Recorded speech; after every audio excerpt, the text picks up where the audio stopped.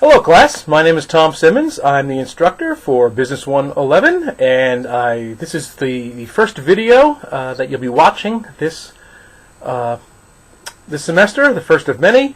Welcome to Business 111. And I make this video largely as an introduction to the course so you can get an idea as to what to expect from the course, what to expect from me, what we're going to cover. There may be some of you out there who have never taken an online course before, and this is meant to kind of ease you into exactly how we're going to handle things during the course of this semester. First, this course, Business 111, is a general introduction to business, and I tend to focus on small business as opposed to large corporations. And I divide the course into three sections.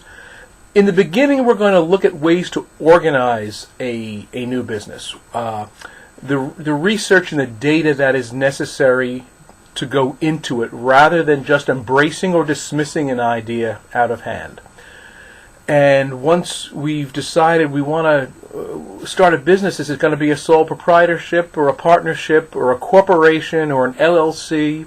What are the differences? What are the strengths and weaknesses inherent in all of those models?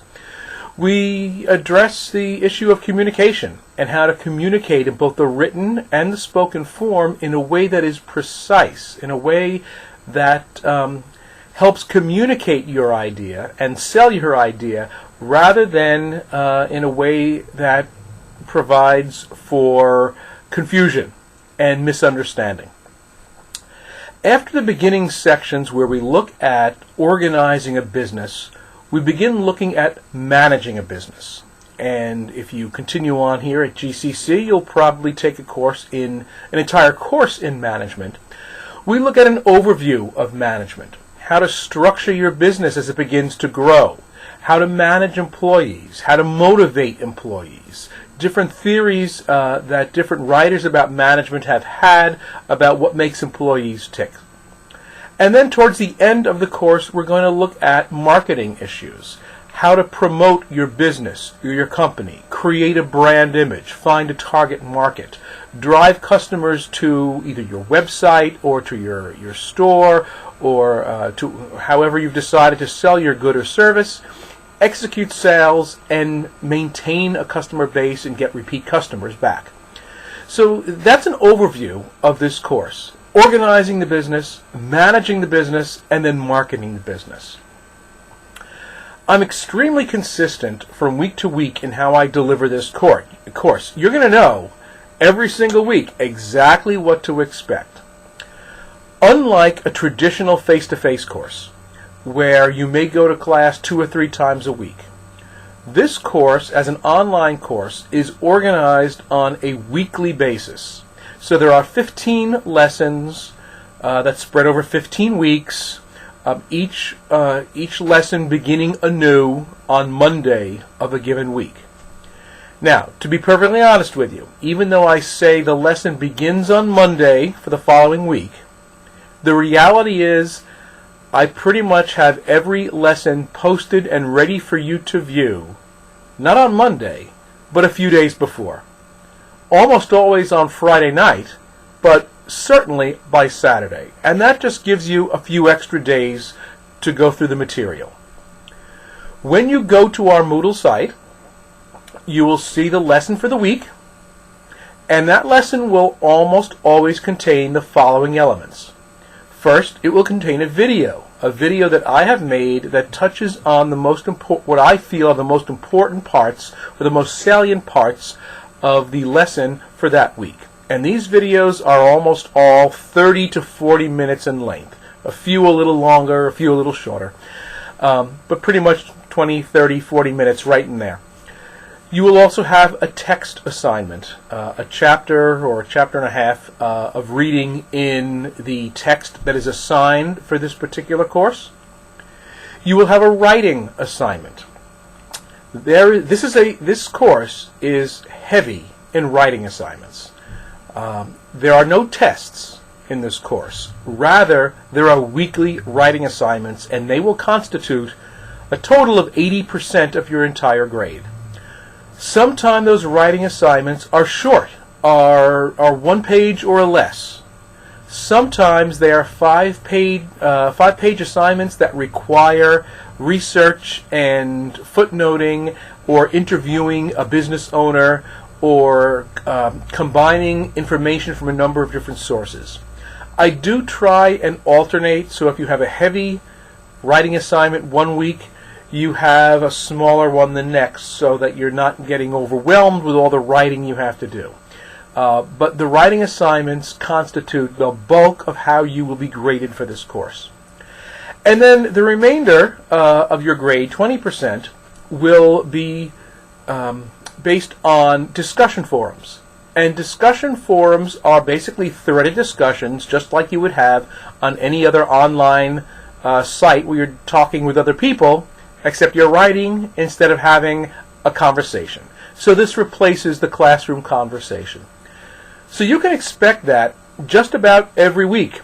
Video, text, writing assignment, discussion forum. I give you, I'm fairly liberal in this, I give you 2 full weeks for each assignment. And that's because I know a lot of you are taking online courses because you don't, you're working full time, or you're a stay-at-home mom, and kids fall and bang their head, and the car doesn't work when you want it to, and you don't have time to do something when you thought you were going to be able to do it, or you are a member of the military and you are assigned overseas somewhere. And I actually have many members in my courses who are members of the active duty military, so when it's 2 o'clock here, it's 2 a.m. somewhere else. So I give you a good 2-week stretch for every single lesson. Now what that means is that the lessons are leapfrogging a little bit, because I'll post lesson 1 and give you 2 weeks to complete it, but then lesson 2 is posted halfway through that period at week 2, and then you have 2 weeks for that. So you can use this to your advantage by planning ahead, giving yourself enough time and specific times when you know you're going to be approaching your schoolwork to get it done.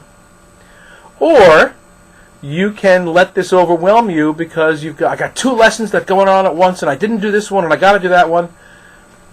The best thing that you can do for this online course is to get yourself a schedule. And even though you're not going to class at 2 o'clock on a Tuesday, if you can carve out time that you can commit to Saturday mornings, Sunday nights, Wednesday noon, whatever it happens to be, and then keep up with the work, the consistent feedback I have from all of my online students in all of my online courses, without exception, is get yourself a schedule, stick with it as much as you're able, and don't fall behind.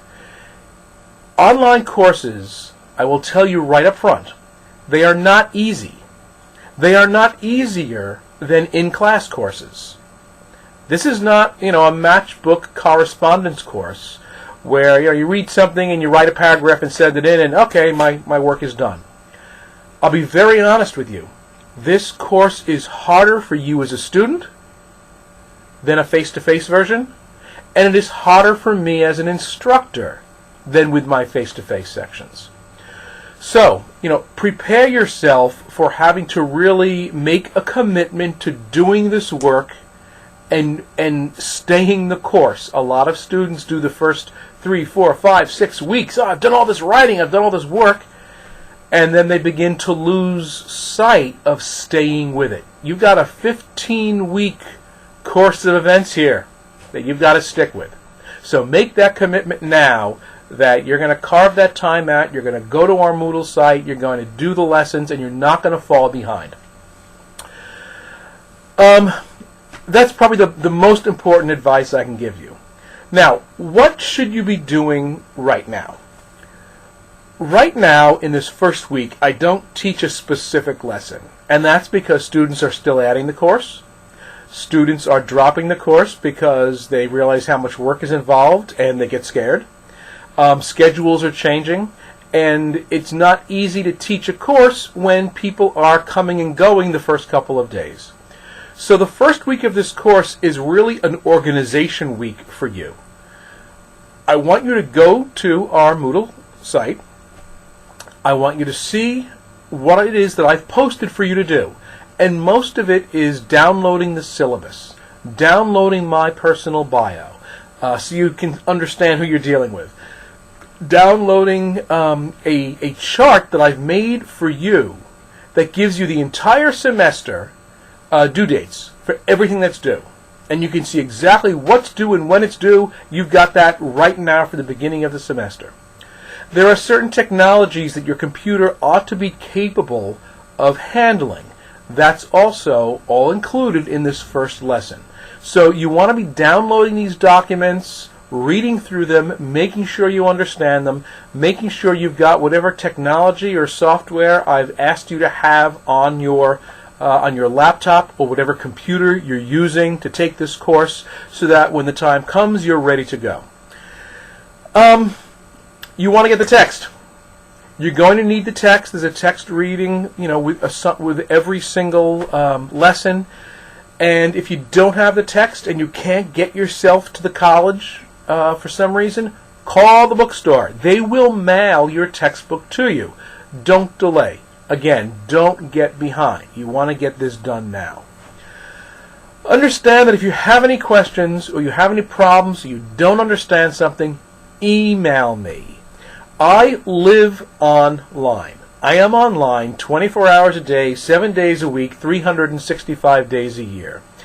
If it's 2 a.m., I'm probably up, and I will check my email. If it's the middle of the summer and I'm out on the beach, I have my laptop with me, and I answer questions.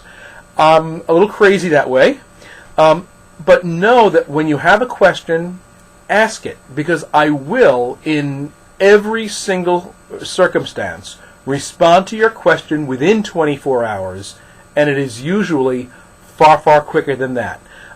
Many of my students remark at the end of the semester that they were amazed at how quickly, no matter when they asked me a question, how quickly I responded. 2 to 4 hours is probably the most you'll have to wait for an answer. And that's just the way I am. Speaking of the way I am, you should know that I'm a native New Yorker, and I have a little bit of a different sense of business than many non-New Yorkers may have. I grew up knowing that if I got to the train platform at 6:17 and the train was supposed to leave at 6:15, I better not expect it to be waiting for me. It left. And my boss is not impressed with the argument that, I missed the train. Sorry about that. That don't cut it. In fact, let me put it this way. If you do all of your work, all the work you're supposed to do, and I say, I need 3 pages with 3 footnotes, and it's due on Sunday night, and you send me just barely 3 pages with 3 questionable footnotes, 2 minutes to midnight, if you're thinking, well, you did everything you had to do, that's A work, I'm thinking, big deal. You did what you were supposed to do. I have to tell you, I'm not impressed. When it comes to business, doing the minimum that is asked of you at the last minute, the minimum effort necessary to get by, that does not impress me. If you want to impress me, then go beyond. Get it in early.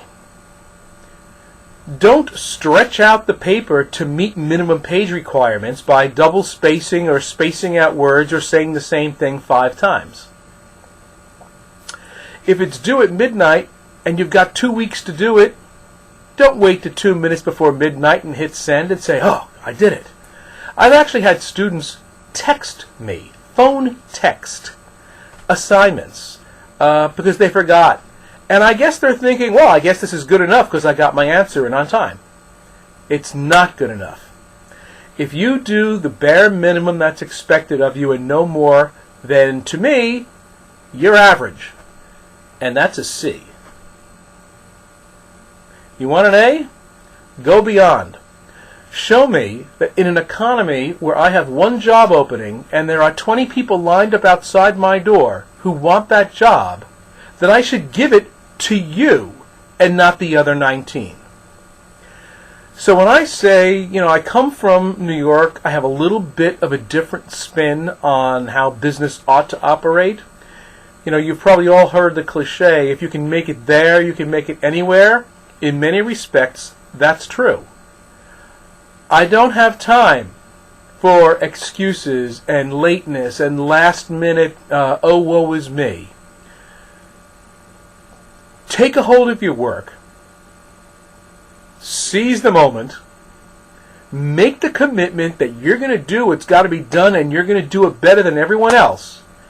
And you will succeed not only in business and in life, but in this course as well. So hopefully I haven't scared you away by what I've just said. I suppose I should probably say that the the ad drop period is still open. I hope you don't use it. I hope you stick with it. And I hope that when you leave this course, after doing the research, after doing the reading that you'll be doing, after being exposed to, I have assignments that will expose you to interviews and blog posts analyzing gift stores and breweries and fashion designers and advertising agencies, that you will feel that you have really, accomplished something and that you have taken something from this course that you're going to be able to use not only in future courses but in your future endeavors. So, that's it. And I'm looking forward to working with you during this semester. So let's get down to work. All right? Thank you.